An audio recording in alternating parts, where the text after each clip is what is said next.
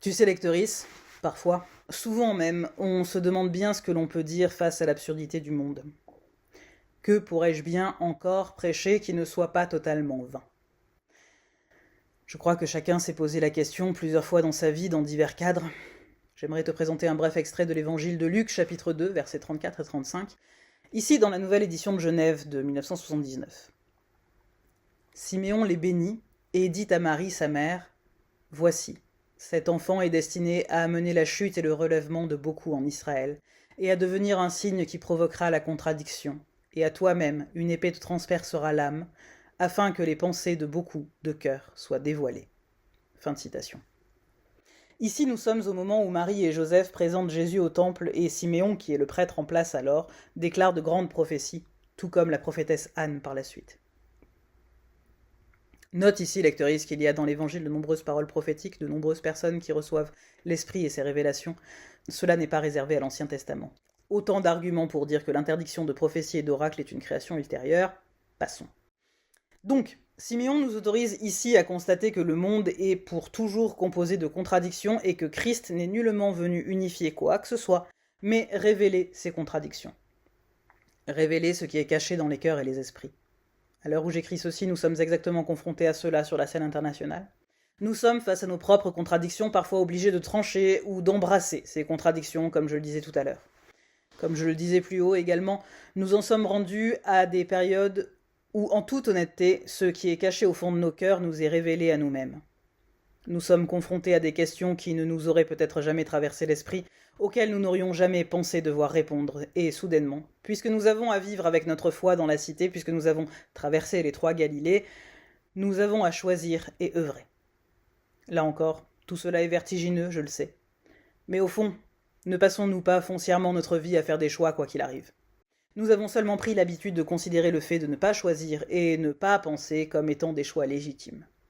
C'est précisément cette opportunité que nous devons nous refuser si nous voulons vivre en tant que croyants. Nous devons admettre d'être face à l'abîme que représente notre vie, la vie, V majuscule tout court, et qu'il n'y a et n'y aura jamais de règles de conduite fixes et immuables, de code de la route infaillible, etc. Cet extrait en 2 lignes nous témoigne explicitement que l'Évangile n'est pas venu répondre à nos questions, n'est pas venu établir de manichéisme. Jésus est venu pour nous confronter à nos propres contradictions, mensonges, hypocrisie, angle mort, et je ne sais quoi encore. Jésus est venu pour nous en délivrer, pour nous apporter la voie de l'amour. Et il le fait comme des siècles d'accompagnants et de thérapeutes le feraient, en nous confrontant à nous-mêmes et en nous emmenant à réfléchir par nous-mêmes, à faire usage de notre propre discernement, puisqu'au fond, c'est quand même Dieu et lui-même qui nous en a fait cadeau, donc elle sait bien ce que nous pouvons en faire, pour trouver les réponses qui sont les nôtres à la lumière dès lui-même. Bien sûr, je n'ai pas encore parlé de cette sorte de menace faite à Marie, disant qu'une épée lui transpercera l'âme. Oui, Marie souffrira d'enterrer son fils, nous le savons, nous qui avons lu déjà la fin du livre il y a longtemps. Mais à ce moment-là, que veut dire Siméon? Parle-t-il de cela? Parle-t-il à Marie elle-même ou dit-il ça en général? Parle-t-il déjà de la passion ou nous dit-il à tous et en général qu'un glaive passera à travers nos âmes pour distinguer le bon grain de l'ivraie? Et je veux dire par là, pour détacher dans nos intériorités ce qui est de la lumière de ce qui n'est pas la lumière. Ici, il s'inscrirait dans la pure tradition des pitiés et oracles, toujours parlés à la fois pour les siècles à venir et pour la personne en face de soi. Encore une autre interprétation que je te propose, ce glaive qui transperce notre esprit n'est-il pas la place faite à l'esprit? Comme on dit que la circoncision dans la tradition hébraïque rend perméable à Dieu et marque notre appartenance à la lignée d'Abraham, voir Genèse 17:11. Ce qui expliquerait l'abandon de cette tradition a posteriori, mais aussi la radicale inclusion de tous les genres. La manière dont Jésus s'adresse également aux femmes, sans distinction, car la marque est à présent non plus en nos chairs, qui sont de fait dotées de différences, mais dans nos âmes, qui, elles, n'ont ni genre, ni caractéristiques discriminantes visibles. Lectrice, je t'entends, tu me proclames le besoin d'affirmer. Mais le besoin d'affirmer n'est-il pas un détournement du besoin de proclamer? N'est-ce pas une mascarade pour ne pas avoir à se proclamer? N'es-tu pas en train de demander à affirmer quelque chose qui te contraigne et les autres autour de toi plutôt que de parcourir tes terres intérieures et trouver ce que tu veux affirmer à la face du monde? Quand on dit se tenir sur le fil d'une épée, ce n'est pas pour diviser mais bien plutôt pour être dans l'attention envers tout ce qui nous entoure. Avant de se faire chevalier croisé, il est toujours utile d'en savoir plus sur son propre sens moral et son sens interne de la justice et du bien, ne crois-tu pas? Discerner ce qui nous pousse à tant vouloir que certaines demeurent les autres, les eux qu'on ostracise. Quelle est la part de tes propres traumas là-dedans? Quelle est la part du message de Christ? La réponse, si tu veux mon avis, est assez simple à trouver. Si tu éprouves une envie de violence et de haine, il s'agit d'une réponse à ton propre parcours, à ta propre matérialité, à tes propres intérêts. S'il s'agit d'un désespoir de constater l'inconciliable, le refus, l'asservissement et je ne sais quoi d'autre, s'il s'agit de se tenir contre quelque chose qu'on t'impose et qui bafoue ta propre existence et ta dignité, qui piétine comme une armée adverse tes terres intérieures, il faudra trouver en toi le courage et la foi de faire face et de concilier les contradictions, de naviguer autant que tu pourras au-dessus de ta conscience et de tes actes, pour trouver l'étroit chemin de l'honnêteté.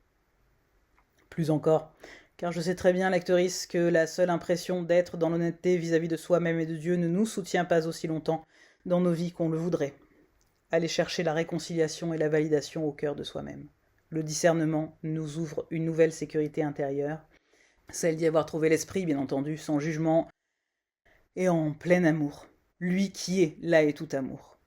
Et c'est en ayant touché à cela que nous obtenons un port d'attache, une sérénité à retrouver perpétuellement, à chaque fois que le monde bouleversera de trop notre sens éthique, notre courage et notre foi. C'est quand nous aurons vraiment touché à ce havre-ci que nous n'aurons plus peur du fond de l'abîme à traverser chaque jour.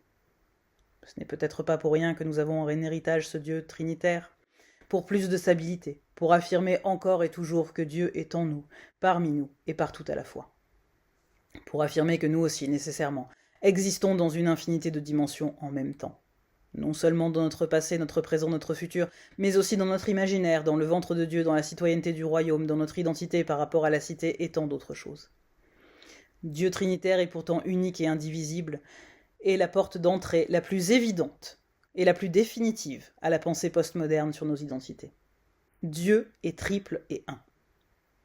Moi, qui ne suis qu'une parcelle des lui, je suis nécessairement plus encore comme une poussière et des miettes est à la fois composée des mêmes atomes et à la fois bien plus divers. Et cela, il faut le contempler. Je ne suis pas une fanatique de l'adoration du Saint-Sacrement. Pour être honnête, il ne se pratique même pas vraiment dans la tradition épiscopalienne, mais je trouve que philosophiquement, le symbole en est aussi intéressant que la fraction eucharistique.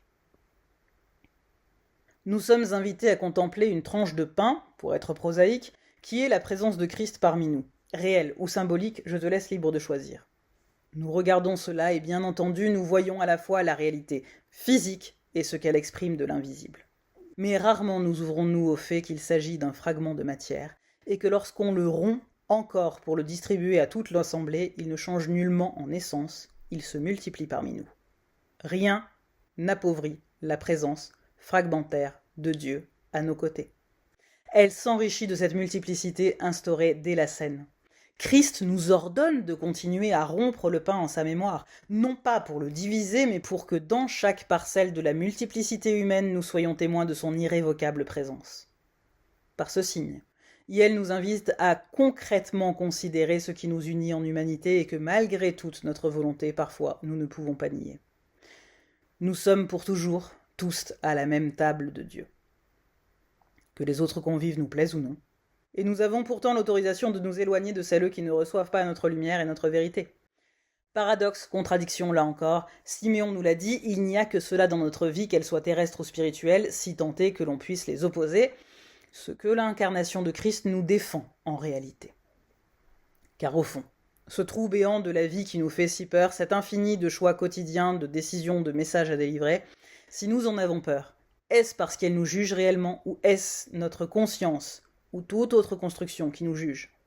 Avons-nous réellement peur des anges de l'Apocalypse ou du récit qui nous en est fait? Avons-nous réellement peur du jugement de Dieu ou de ce qu'on nous en a dit pour nous asservir? Avons-nous réellement peur de ne pas accéder à la vie éternelle si nous sommes convaincus de la miséricorde de Dieu? Tu vois bien ce que je veux dire, lectrice. Et tu vois que le plus grand saut de foi que tu auras à faire dans toute ton existence est bien celui de savoir si tu crois ou non à la miséricorde, si tu acceptes ou non de questionner ce que l'ordre établi t'a dit de celle-ci. Alors bien sûr, il faut se réconcilier avec cette idée de solitude de l'introspection, avec une certaine défiance vis-à-vis du groupe. Chacune est ici pour trouver son chemin propre. Autrui est là pour nous accompagner, pas faire le chemin à notre place, qu'elle le veuille ou non. Nous-mêmes devons lutter contre l'envie de prescrire, de devancer, de remplacer, chacun dans le chemin qui n'est que le sien. Refuser d'être restreint s'accompagne nécessairement d'un refus de restreindre, pour peu que l'on soit un minimum logique et honnête, évidemment. Sœur Élisabeth de la Trinité parle de son Christ. Je suis pleine de confiance, il me semble que ma prière est toute puissante, car ce n'est pas moi qui prie, mais mon Christ en moi. Fin de citation. C'est justement quand nous serons persuadés qu'au fond de cet abîme, et tout le tour de cet abîme, de même que la corde sur laquelle nous la traversons, se trouve Christ, notre Christ. Non pas notre pour dire qu'elle n'est qu'à nous, mais bien pour dire qu'elle est intime avec chacun de nous. Notre, comme on dirait au fond, notre Père. Au fond de nous-mêmes se trouve un Christ qui parle à notre cœur, qui prie avec nous, qui murmure en nous, qui nous connaît mieux que tous. Là encore, remarque, lectrice, que nous parlons de puissance, non pas de pouvoir. Là encore, il ne s'agit pas de hiérarchie, de domination, de violence. Il s'agit d'un calme et d'une sécurité qui apportent cette confiance et ce confort ultime, la présence de Christ en nous, avec nous, autour de nous. Je ne te fais pas l'affront de te rappeler que Christ, l'Esprit et Dieu sont une seule et même chose. En nous, Yel fait tomber tous les masques et nous relève de toutes les souffrances et injures. Yel nous bénit de sa présence. Yel nous ouvre la vie et nous ouvre à la vie.